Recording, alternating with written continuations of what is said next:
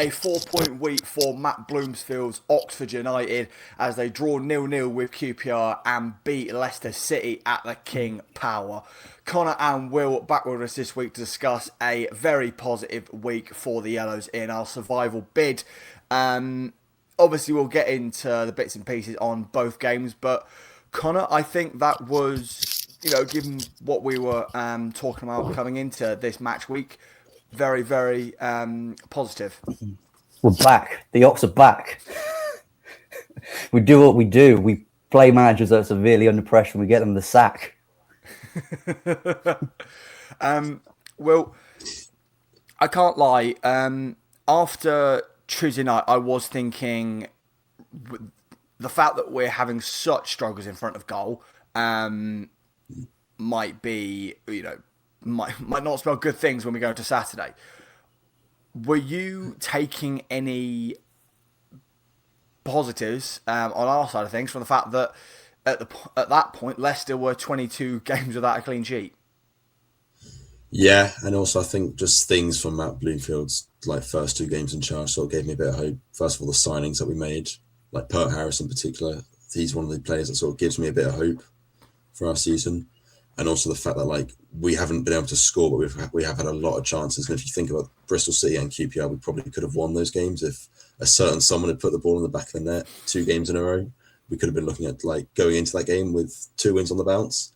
And I felt oddly confident about it. I don't know, it just seemed like the perfect Oxford United game, a former Prem team, little old Oxford. Of course, we're going to get beaten 5-0, but then again, we go and steal a result from there. So because of that, I felt quite up for it. I felt quite buoyed up for the game. I thought we were going to get something from it.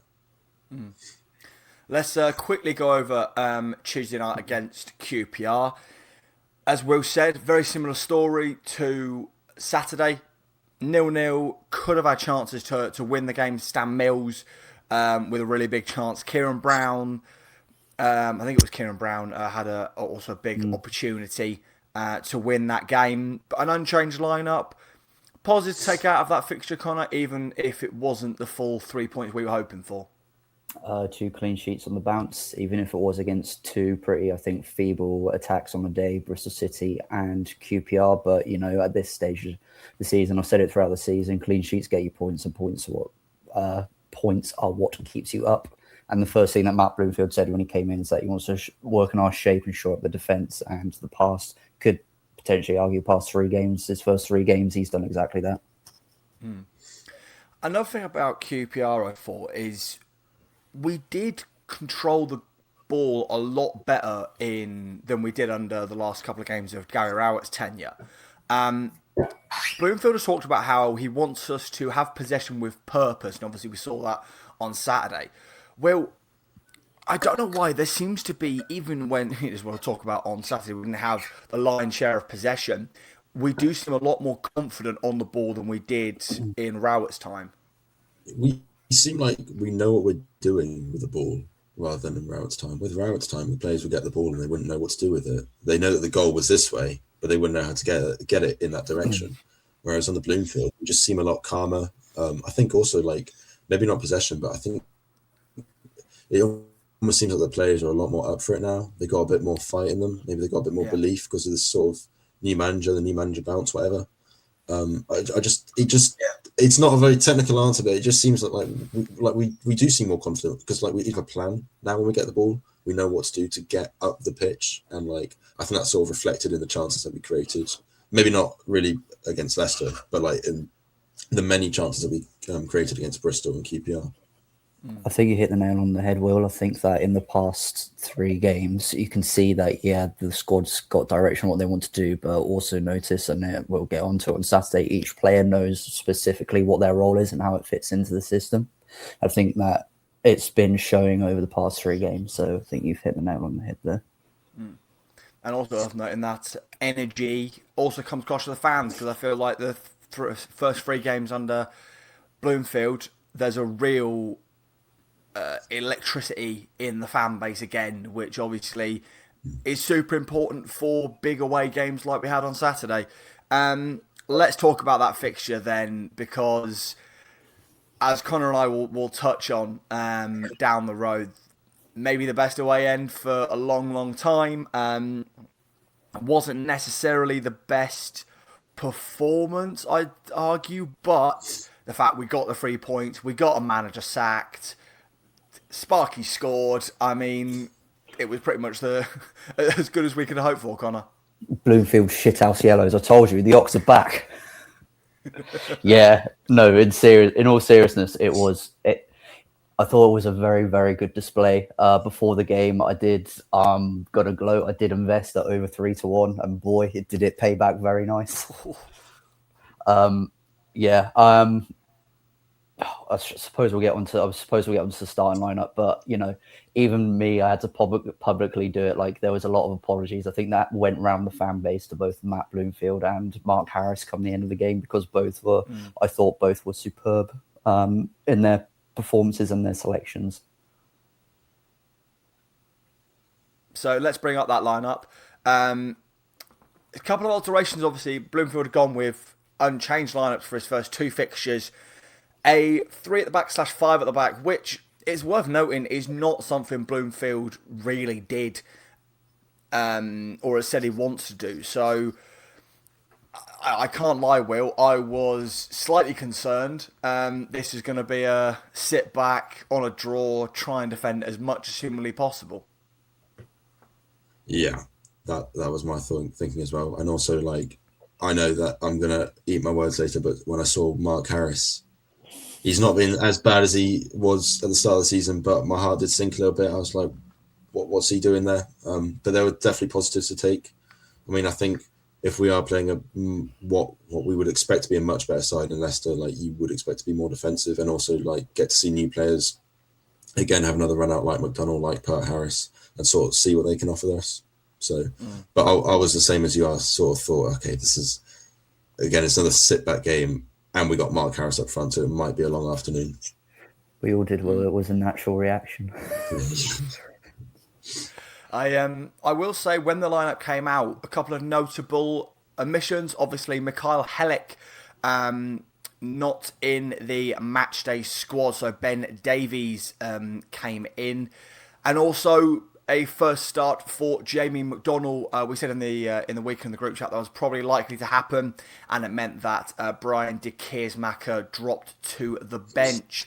In terms of de Keersmaker and Helik, I think, Connor, that was quite a brave decision from Bloomfield. Now, Helik, I'm not sure if there's any injury there. The fact he wasn't on the bench leads me to just there possibly was. But Brian de Keersmaker, £2.5 million signing, the biggest in this club's history, to drop him and bring in McDonald after the performance that Brian put in on Tuesday, I think shows that this manager is already not afraid to make big decisions. We've already alluded to, like, a couple of his big decisions, and throughout the whole game he showed that he's not afraid of making big decisions, and that he has massive cojones to make some of the changes that he did, not only at the start but throughout the game, such as you say, going to a back 3 / back 5, which he doesn't normally do, and away at Leicester, and also starting Mark Harris, even though he probably knew that he was going to get a lot of backlash, which he did, and as we say, proved us all wrong. But yeah, dropping someone like de Keersmaker to the bench, I think even then a lot of fans were thinking, like, does this guy know what he's doing? Or certainly hope so, because there was a bit of an aroma around the away end that Rowett Ball is back. And it wasn't nice, but as we'll get to throughout the game, he certainly wasn't afraid to make big decisions throughout the game, which ultimately paid off. It's also worth noting, I think that you haven't touched on it, unless he's injured and I've completely missed it, Dembele not being there either, I think was another notable omission. Yeah, definitely. Also no Poeta, which I think on Shemi's side of things does put weight into the links that he will be back off to Poland on that loan deal, with a 3-year contract still waiting on the table once his Oxford deal runs out at the end of the season.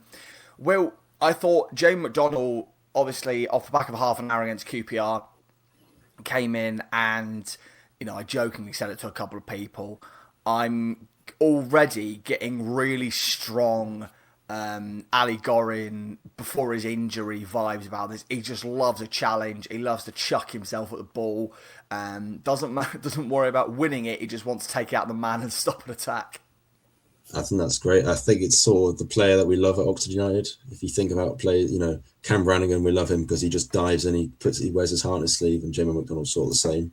And I think like his game against QPR and his debut today, there weren't any fireworks. Not like he scored a bicycle kick, but it was like a really solid performance, and like shows that he's going to be like a very important part of sort of like our defensive midfield area, sort of shoring up that area for the rest of the season. But yeah, like for a player who just dives in, I'm all for it. Like when you're 3-0 down and it's pissing it down with rain, that's all you want your players to do, really. Just lift the spirits a little bit. And yeah, like we love a player who dives in. So yeah, perfect. I feel like Connor, obviously off the back of what we talked about last week, obviously it's extremely early in his Oxford career, but I feel like a lot of the worries about McDonald maybe struggling with the step up to the Championship are already starting to disappear, because the way this lad conducts his business is, like I say, it's only across, I think he's played a comedy of an hour over the course of his first 2 appearances, but the way he goes about it, the way he carries himself on the pitch, he's already looking like a very, very shrewd Championship operator. I think the sign of a good number 6 is when you don't even remember or recognise that they're there, and that's, to me, that's exactly what McDonald was like on Saturday. He was just sweeping up, and he was physical. He was exactly what Mansfield, Colchester, and Nottingham Forest fans said that he would be, and that he's showing already that he is. Maybe not. He's not the best at at playing out with his feet, but he wants, in terms of physicality, someone who's not afraid to get stuck in and get bruises every now and then, clear up and protect that front line. That's exactly what he's doing. Yeah, there were some, I think rightly, an air of caution about the step up, as the step up from League One, with all due respect to Mansfield, fighting for the playoffs is like the scenarios and the situation, the environment that you're in is so different, but he's taken to it like a duck to water. And it's been such a breath of fresh air that we finally, about 6 years on, we've finally filled that hole. And hopefully with someone who, let's be honest, he won't be with us, or he might be a Cameron Brannigan and might be with us for the rest of his career. But I have suspicions about that, and he may be, a massive return on investment in the next few years. Yeah, 100%. So that 90 minutes, let's begin with, we started this match very much looking to put severe pressure on Leicester. I think in the early going, I think Miles Harris made a good run and put pressure on the Leicester defence. They, obviously, it's in that early stage of a game where you kind of, it's a little bit like a basketball game. You kind of end-to-end stuff, trying to figure each other out. And then the return of the old long throw, whipped in the area, and Sammy Long slices it home to give us a 1-0 lead. There were some calls from Leicester fans that it was offside, but it wasn't. Bobby Decordova-Reid is keeping Sam Long onside. And I have to say, across the 90 minutes, I thought that Miles Harris put in another really, really good performance, Will. He's looking really, really promising, and he should have had a goal. I got no idea why that goal was. What, you talking about Per Harris? Sorry. Yes. Yeah. I don't know why that goal. I know we'll get on. So I don't know why it was disallowed. But anyway, no, he looked really promising. He was making runs. He was putting challenges in. He can do what Vaux does in the corner. He's such an asset to the football club. I think he'll give us. Also, I think he's also one of these players, like we've talked about before, like we talked about so many other weeks. He's like a problem solver. He knows what to do. He knows how to get into the box. He knows how to sort of make opportunities and sort of make spaces to run into the. I think he did really well, and also for Sam Long as well. Somebody said something on social media which I think sort of perfectly represents him. Sam Long, he knows he's not the best football player, and he knows he's not top Championship quality, but he will put everything on the pitch for Oxford United. You can see he puts 110%. So I think for him to get the goal is also very special for him, and also for us as fans as well. Connor, give us your thoughts on Miles Harris, because I thought, obviously, the last his first 3 league appearances in Oxfordshire, he's run his backside off. So much so to latter stage of the game, just before he's been brought off, he's been blowing out his backside. But his stature, he's not the quickest of players, but what he lacks in pace, he makes up for in how difficult he is for opposition defenders to knock him off the ball, and also your thoughts on the performance of Sam Long in this game. With Miles Harris, I said to my old man last week, either Saturday or Tuesday, I said he needs to have a word with his agent and say, is this the best club you can do for me? Because that boy's unreal. You can just see that he's a Premier League player and he should probably be nowhere near this squad. So kudos to Ed for, selling him such a deal to bring him in and put himself in the shop window, because I don't think it'll be here in the summer if he carries up performances like that. And you're absolutely right. His stature, his physicality, his footballing brain as well, and he has an absolute set of lungs on him. Coming out from the cold and being able to go nearly 270 minutes of football, and not only that, he seems to be linking up very, very well with the Oxford squad, which is wonderful to see. Anytime that he gets onto the ball, I'm not worried that he's going to make some stupid rash decision. He's just direct and he knows what he wants to do. I was slightly gutted that he didn't get his goal at the weekend. Yeah. But I'm sure that that's going to come, and a lot of clubs I think are going to be very, very worried about, either whether he's playing off the left or on the right. I'm not sure what you guys think, whether he should be more central, but I think like with some of the options that we've got, I see him playing for the rest of the season out on the left-hand side, and that's where he's been most effective. With Sam Long, I keep slagging him off like every year. Like, no, he's done, he's finished. He's a League One player at best, but he keeps popping up with massive, massive goals like every season, like without fail. And this could well be another goal. Funny enough, like last year from a throw-in at the back six to keep us in. Just going to the throw-in, by the way, which is where his first goal came from with regards to Miles Harris, and Will touched on it. His throw-in it was touched on the dub earlier today. Like his throw-in is so flat, like the trajectory of it is so flat compared to Volks where it goes up. So it has, without going all Sheldon Cooper, it has less torque, right? It has less velocity for when it's up in the air and it dips back down. Whereas if you have one that's sort of like a crossing that's straight, it has more velocity, it has more power and more torque and revolutions as it's going around. But it creates more chaos in the box because, as I say, it is like De Keersmaker swinging in ball into the box. But with Sam Long, I don't know what you guys think. Is Sam Long Mr. Oxford or is he the boy from Bicester? Because in my mind, I think Brannigan's Mr. Oxford, whereas Sam Long is the boy from Bicester. I think Brannigan's Mr. Oxford. That's what I would say. Yeah, that is difficult because we know some of the massive moments that Cam has brought for our football club. But at the same time, Longy's risen through the leagues with this team. Several different managers. Like you said, Connor, so many people have written him off, said he's not good enough for League One level, not good enough for the step up to the Championship, and game out when he's called upon, he rises to the occasion. Maybe that's a question for the viewers. Let us know your thoughts, viewers, in the comments. Who would you say is Mr. Oxford, Cameron Brannigan or Sam Long? It's that's probably a conversation we could have for hours and hours and hours on the podcast.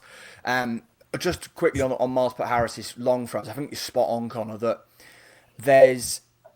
it's a different type of long throw to Volks, and it does seem to cause so many more problems for defences.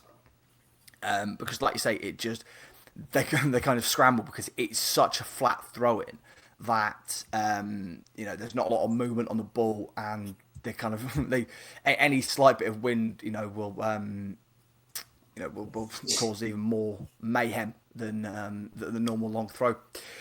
I thought once the goal goes in, we slightly built. There was obviously Leicester were going to try and step onto us and get an equaliser because under pressure, Marty Cifuentes, the quality of players that Leicester have got is, let's not beat around the bush, they have on average got a higher quality of player than we have. but I thought we dealt with the pressure very, very well, Connor, and a couple of breaks looked relatively dangerous in that in the second part of that first half, and as we'll touch on in a minute, unlucky to not have a second goal. Yeah, I don't remember Jamie Cumming having to spread himself to make a save at all. Like, I don't remember him being particularly busy, No.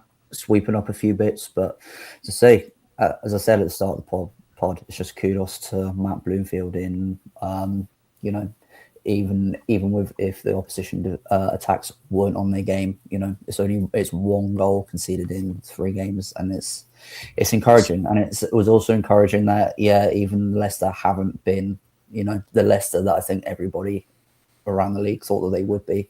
Still the quality that they have on show, even if AU's not really performing, or if he's really should.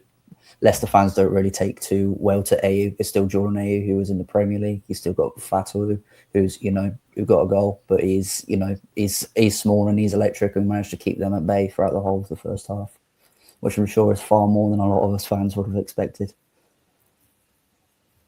Yeah, it's well said there, Connor. Well, looking at the kind of the lack of threat that Leicester offered, like Connor mentioned, Jamie Cumming barely had anything to do.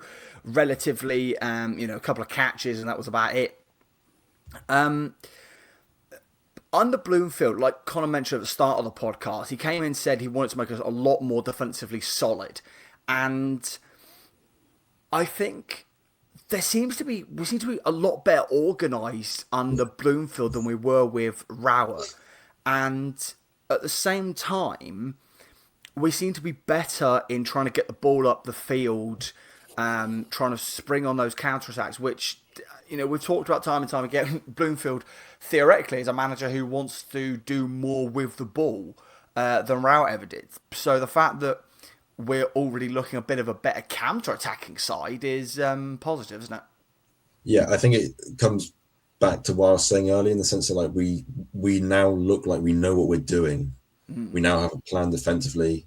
We now have a plan for when possession changes and for when to get up the pitch.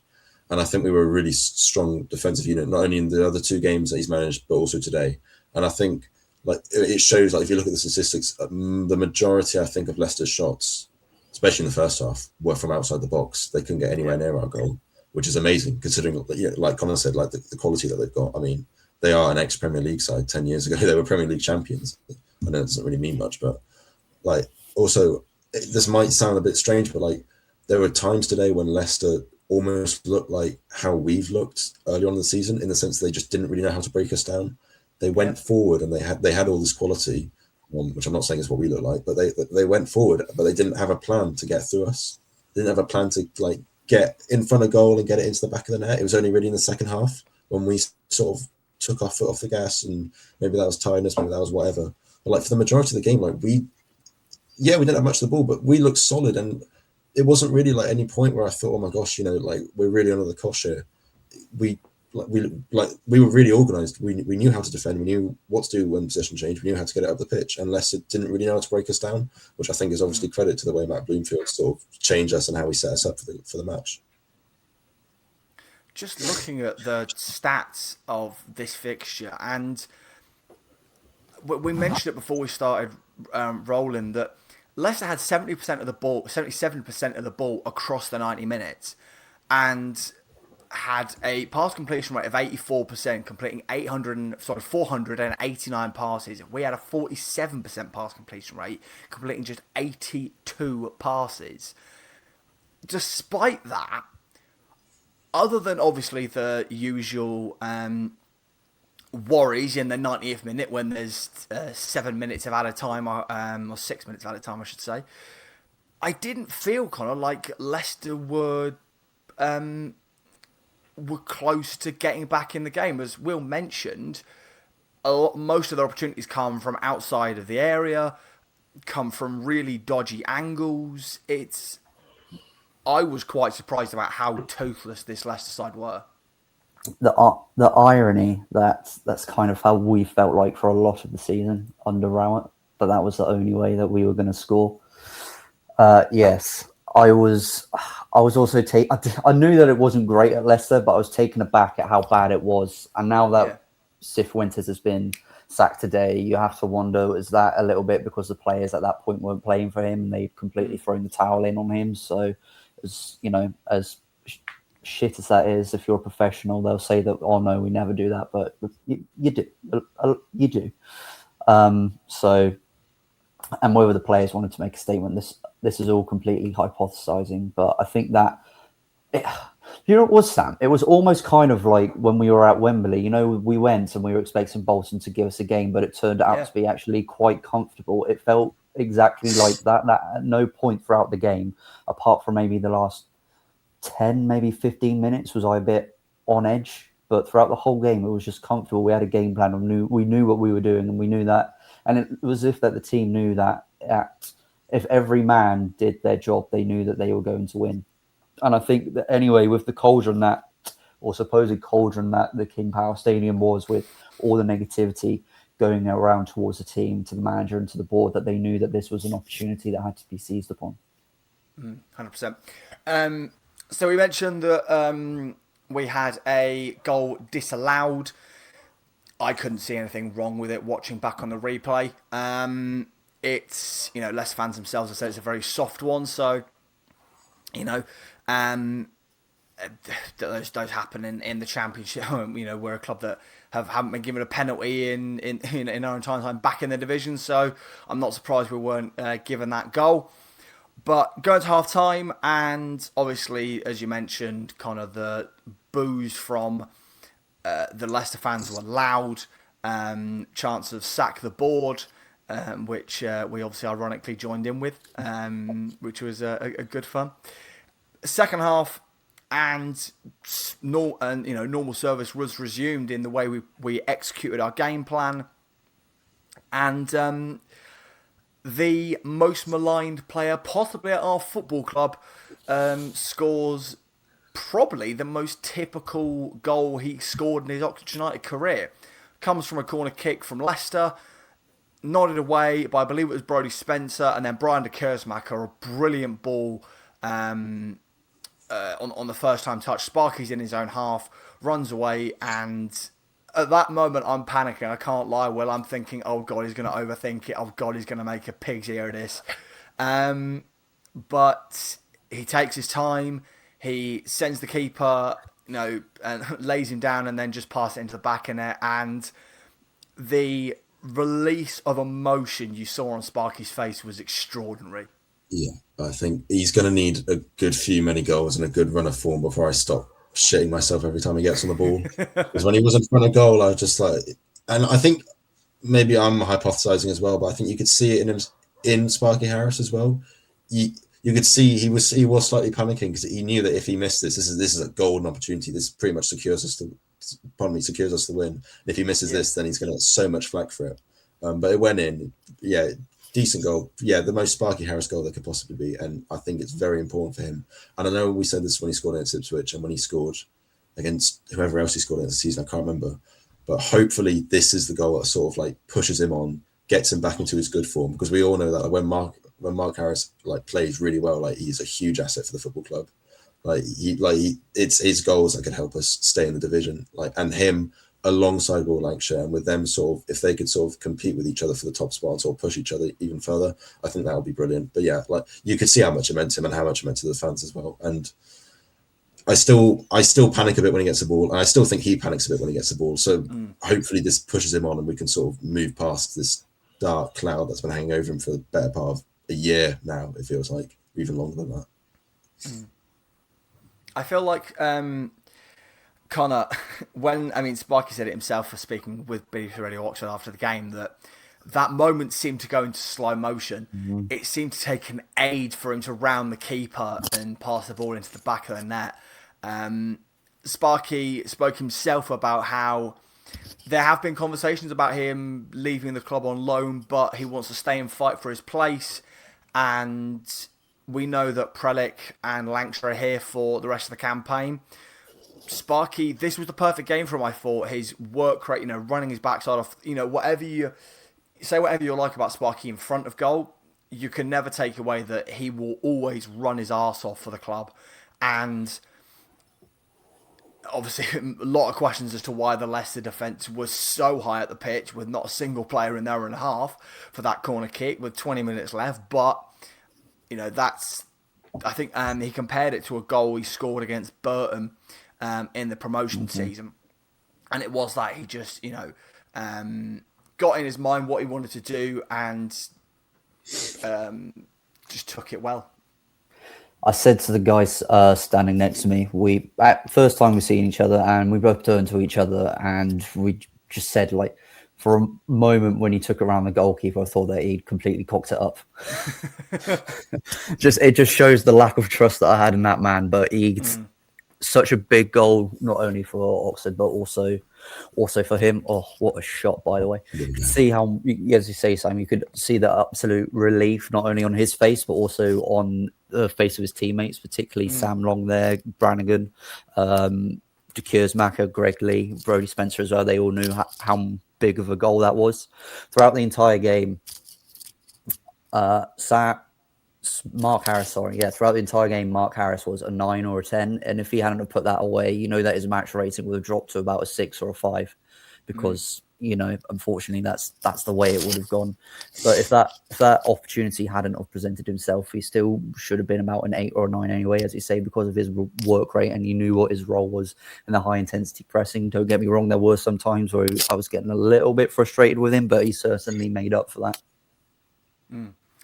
And apologies, Will, we're going to kind of take aside to talk about being in that away end because, as we mentioned already, it was maybe the best away end, or the best end to be in other than Wembley. The explosion as soon as kind of I thought kind of it settled down and that kind of thing, and when that's as loud as I've ever heard Sparky's chant, and I think you could see how much that meant to him that, although he has had criticism from the fan base, that we stuck with him, and that is the only thing you heard ringing around the King Power. You know what, Sam? Whenever Mark Harris leaves the club, now he'll always have, do you remember that Mark Harris goal at Leicester? Yeah. Like 10, 15 years from now, that's what we'll say. If three of us have children, in about 10 years, we'll say there was this guy called Mark Harris. At times he couldn't hit a barn door with a banjo, but he gave us one of the best days when we were in the Championship. Absolutely phenomenal. And you're right. The explosion of noise, it was absolutely insane. And it's always hard to know, to hear home fans when you're in the away end and you're singing loud, but there was maybe a 30-second period when us travelling fans, settled down and we were quiet. And that might have been before the goal. Throughout the rest of the 90 minutes, there was non-stop noise, chanting,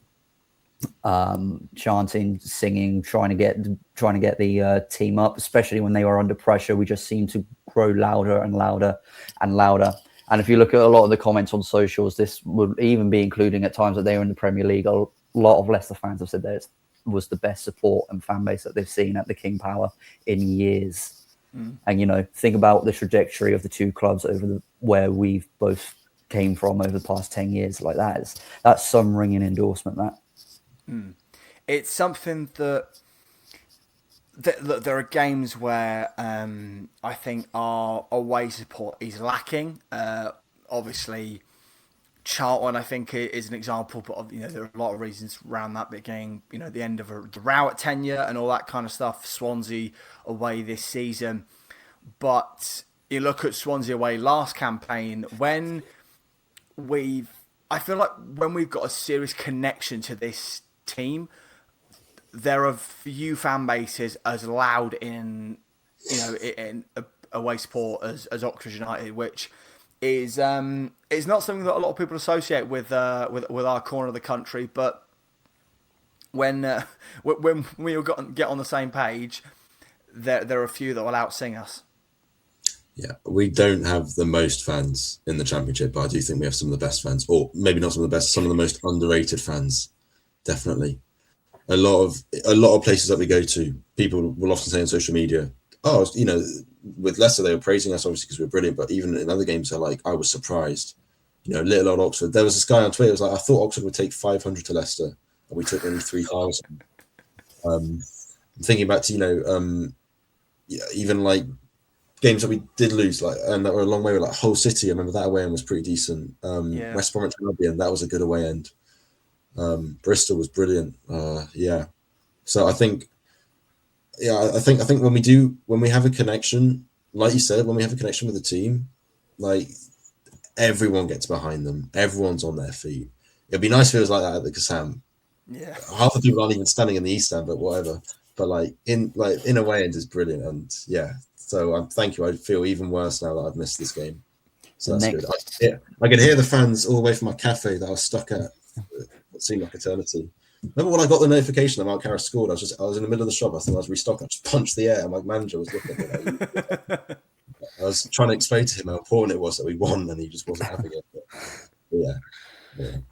The next 2 Saturday away games there is one other away game on a Tuesday, which is Sheffield United, which is always going to be a struggle for a lot of people to go to. But it's worth noting that the next 2 away games on a Saturday, Coventry away and then Middlesbrough away, the top 2.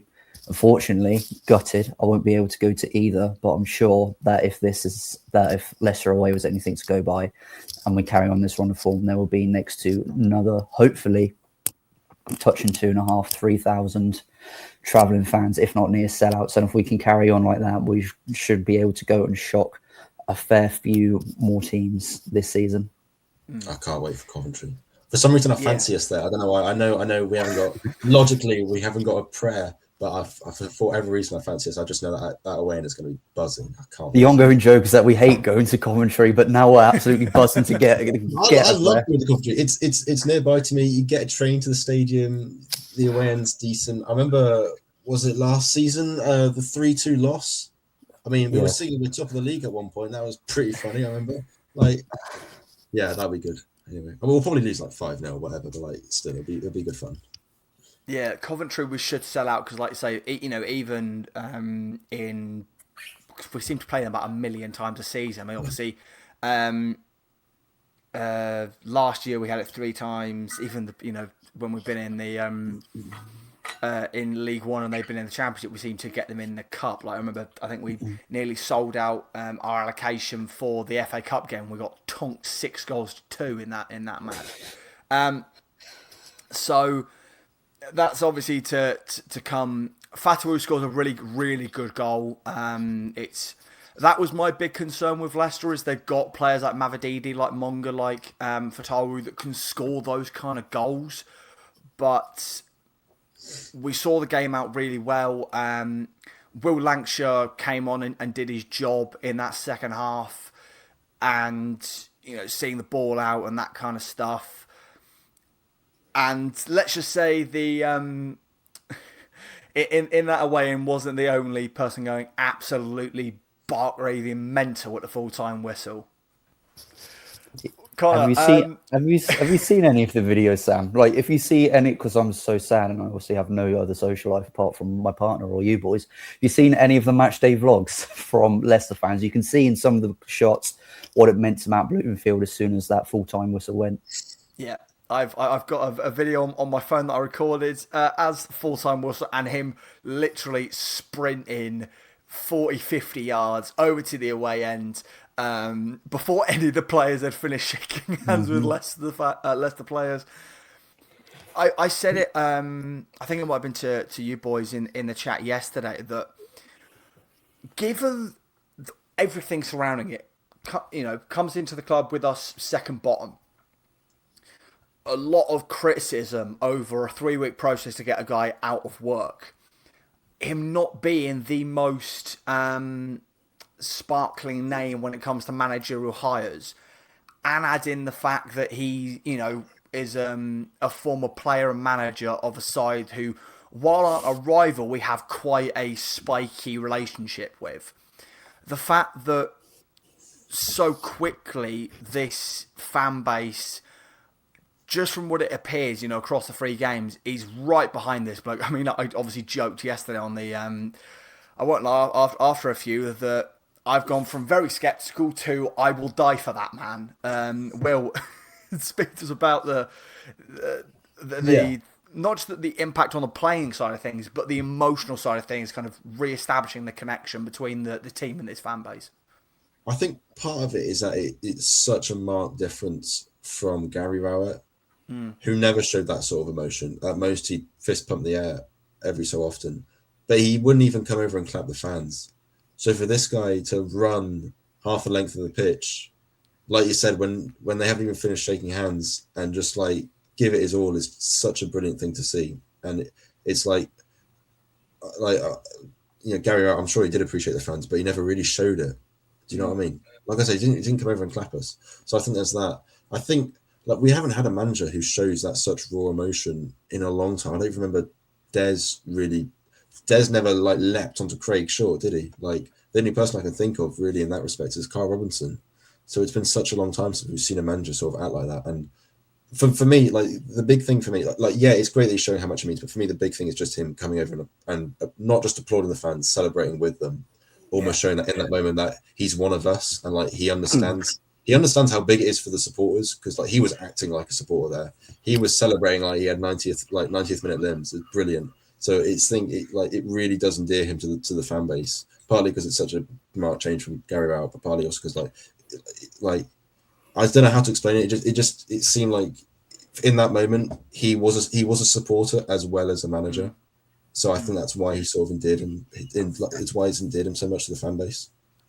Connor, what do you reckon? Because I felt that in that way, and there was a different feeling about, you know, if you compare Charlton to Leicester, it's worlds apart, isn't it? Yeah, he also came over. It's also worth mentioning that he acts.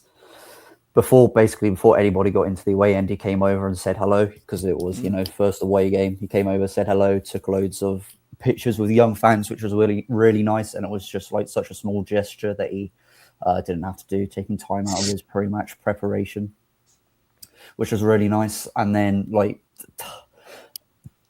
as we said about the away and the noise, but also the chant of Bloomfield's Yellow Army just grew louder and louder and louder, and it was almost deafening from sitting in that away end. And apart from Des, I even think that under Des, maybe it took him more time than this for a lot of fans to grow to him than it's taken to grow to Bloomfield. Because as you say, there was some skepticism about his two clubs. His relationship with two clubs that we don't exactly have the best relationship with, albeit they're not direct rivals. But I do have to say the tears and bitterness from Wycombe fans was absolutely delightful on social media. Take every bit of that we can. Just to polish up on obviously what happened pre-match or post-match, I should say. Will mention it, and it's something that only just sparks in my head. Shades of KR's time at the club, because there was a post-match fracas. Mavididi clearly wasn't happy about the way he'd been marked in the game, and there was a little scuffle both on the pitch and then as the players went down the tunnel, reminiscent of that Sunderland game in COVID. And the players stuck together. They were a unit. Sparky talked about it. Bloomfield talked about it after the game. They seem to be on the same page again, Will. Yeah, I love that. I've seen the videos of that, and my favourite thing is that Cam Brannigan and Craig Short both in there looking like they're ready to take on the whole Leicester team on their own. And then you got Will Walks stood on the bench, like watching it. He doesn't know what the hell he's doing with himself. But yeah, that sense of togetherness.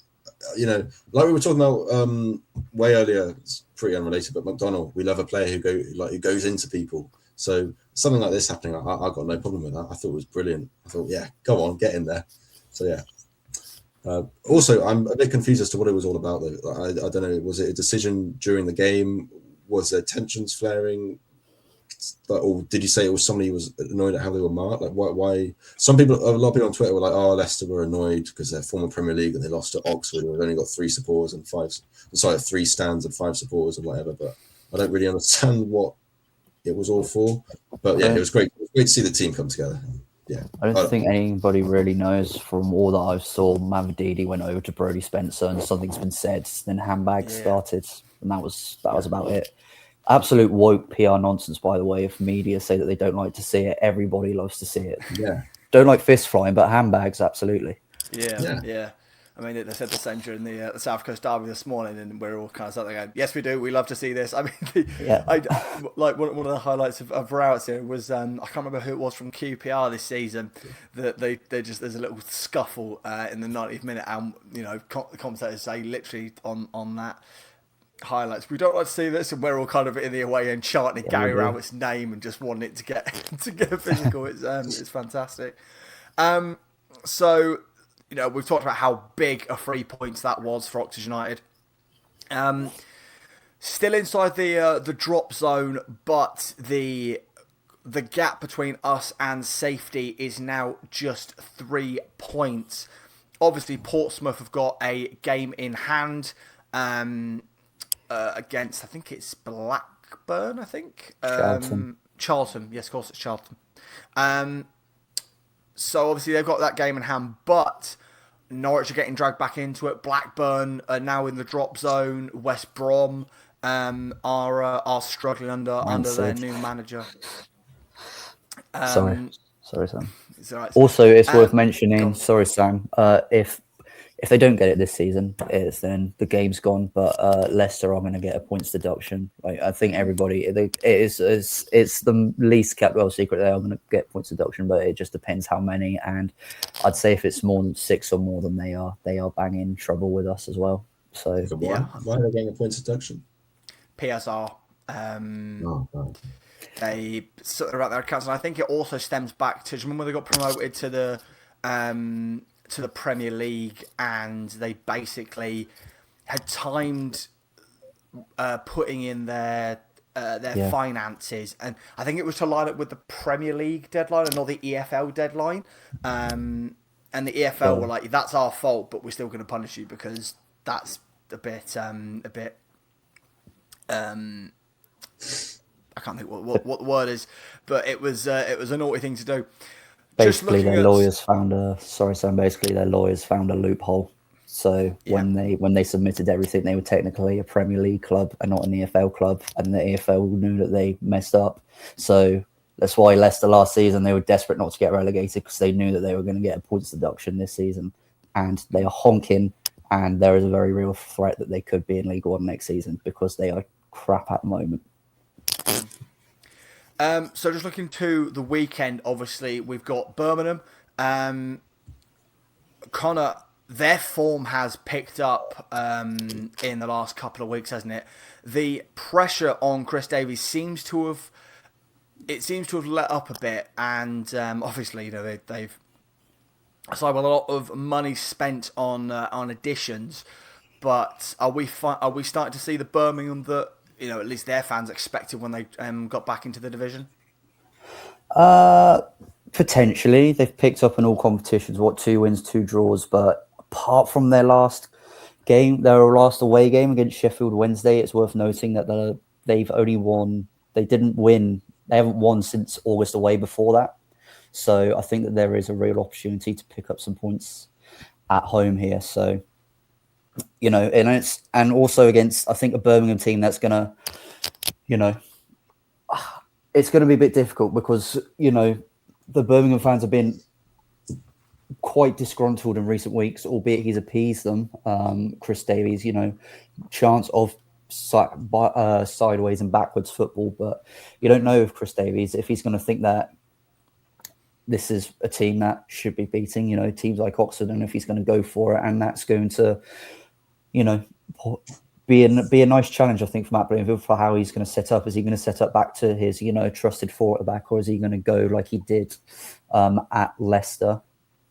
And then I guess that also raises some questions and some nice challenges for Davies and Birmingham City, as they won't be particularly sure as to how we're going to set up, as we've had 2 different starting formations in 3 matches. So, I wouldn't say that Birmingham City that they're back. I do think that they should be performing at a higher standard than they are, and their budget should say that they should be up at higher echelons. But what I'm trying to say is I think that this is a good opportunity to carry on the positivity that we've had over the past week.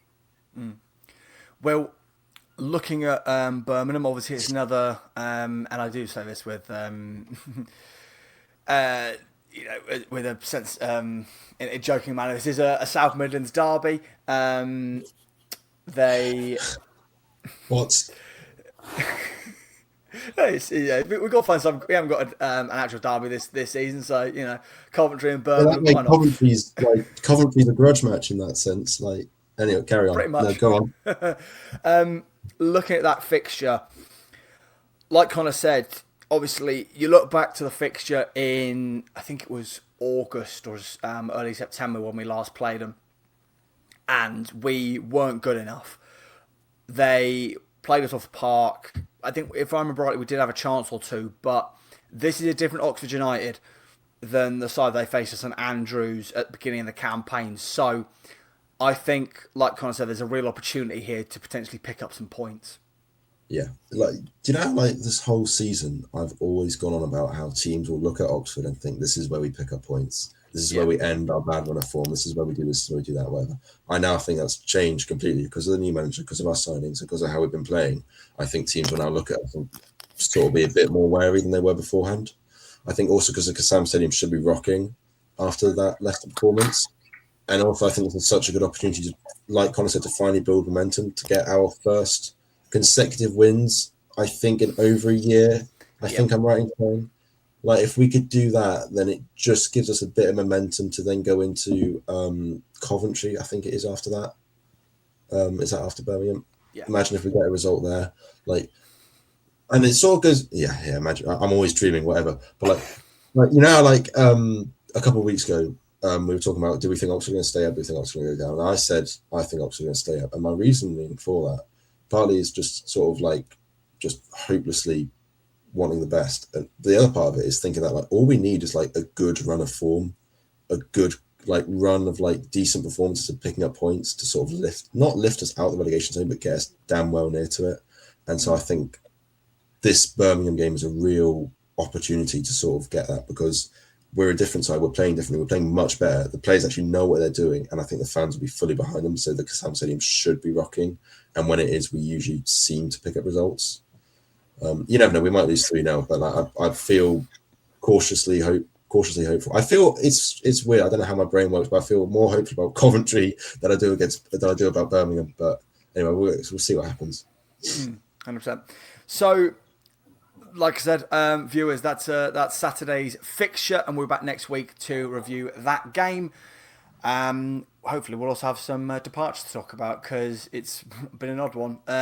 This week, after the two arrivals on Sunday and Monday, there's been nothing from the Oxford end of things in the transfer window. But let us know your thoughts on the win against Leicester in the comments down below. Please remember to like, comment and subscribe. Really helps out in the algorithm.